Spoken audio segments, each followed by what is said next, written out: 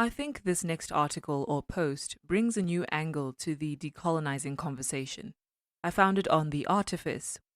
The author is unknown and their post is titled, "Enough with the Dead White Guys Already." Their article communicates a similar message that we've heard in the past three articles. To put a summarizing quote, the author writes, "Although the canon is expanding, most English literature curriculum offerings are still centered on Shakespeare, Dickens, Faulkner, Twain, you name it. If a class or canon is not centered on dead white male authors, it is labeled as such, world literature, African American literature, etc., and sometimes taught as an elective. This sends a negative message to minority and female students, or those who may be white but of non-European heritage."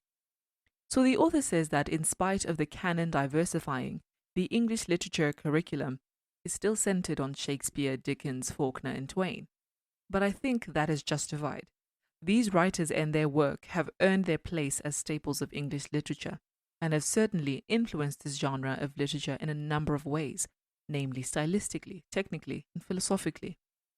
The author concludes their post with a question to the reader.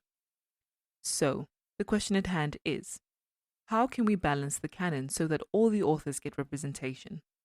How much dead white guy literature do we need?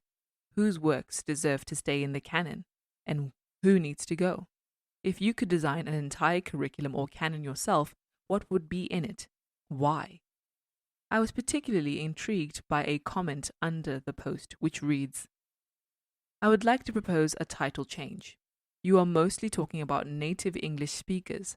There are so many other dead white guys that have written amazing things that are not that well known or known at all, because they did not write in English. Do not put all of them in one pot." And that is a terrific point that I'd like us to explore.